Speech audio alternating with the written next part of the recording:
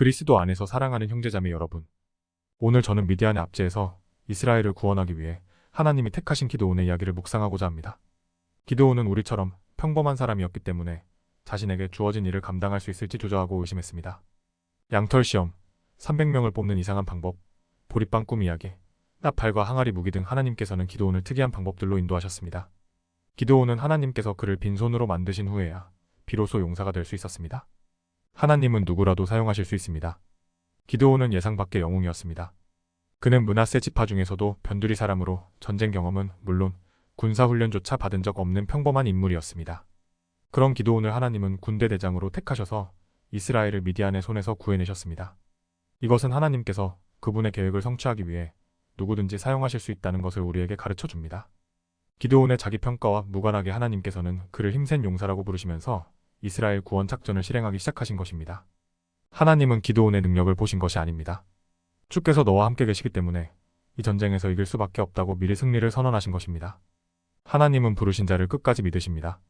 반드시 내가 너와 함께 하리니 내가 미디안인들을 한 사람 치듯이 치리라고 하나님께서 직접 약속하셨지만 불경스럽게도 기드온은 하나님을 시험했습니다.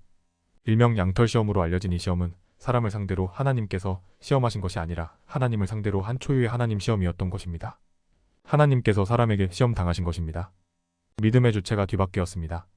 기드온이 낸 두 번의 시험에 하나님은 통과하셨고 기드온을 향한 하나님 자신의 믿음을 보이셨습니다. 하나님의 계획의 가장 큰 걸림돌은 바로 기드온.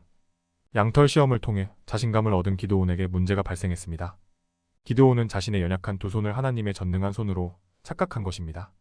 주께서 말씀하신 대로 내 손으로 이스라엘을 구원하신다면, 주께서 말씀하신 대로 주께서 내 손으로 이스라엘을 구원하실 줄을 내가 알리다. 그는 전쟁의 승리가 자신의 두 손에 달려있다는 착각에 빠진 것입니다. 그 마음을 아신 하나님께서 말씀하십니다. 너와 함께한 백성이 너무 많아 내가 미디안인들을 그들의 손에 줄 수 없나니 이는 이스라엘이 나를 거역하여 자만하며 말하기를 내 손으로 나를 구원했다고 말하지 않게 하려 함이라. 하나님은 계획보다 더 많은 일을 하십니다.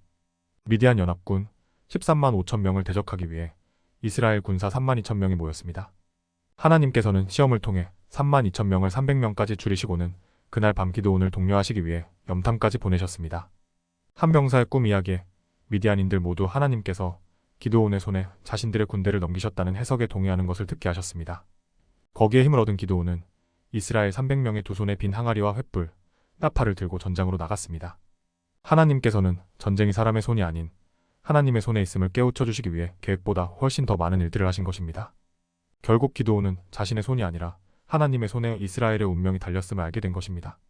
사랑하는 형제자매 여러분, 기드온은 어느 것 하나 내세울 것 없는 사람이었습니다. 그는 용감하지도 않았고 의심도 많았습니다. 그러나 단 하나 그가 가진 장점은 하나님께서 시키면 했다는 것입니다. 시킨 일이 두려워서 몰래 밤에 했을 뿐 아니라 하나님을 양털로 시험했지만 기드온은 하나님의 명령에 하지 않겠다고 돌아서지 않았습니다. 그나마 두 손 가득 가지고 있었던 것마저 내려놓고 오직 하나님의 약속만을 믿고 인도하시는 대로 빈손으로 나섰던 것입니다. 바울은 우리의 약함이 곧 하나님의 강함이며 우리의 가시가 하나님의 능력임을 고백했습니다. 하나님께서는 오늘도 우리가 기드온처럼 빈손으로 나오기를, 그렇게 함으로써 하나님의 손의 능력을 체험하기를 바라십니다. 그럴 때 더 많은 일을 행하실 하나님을 찬양합니다.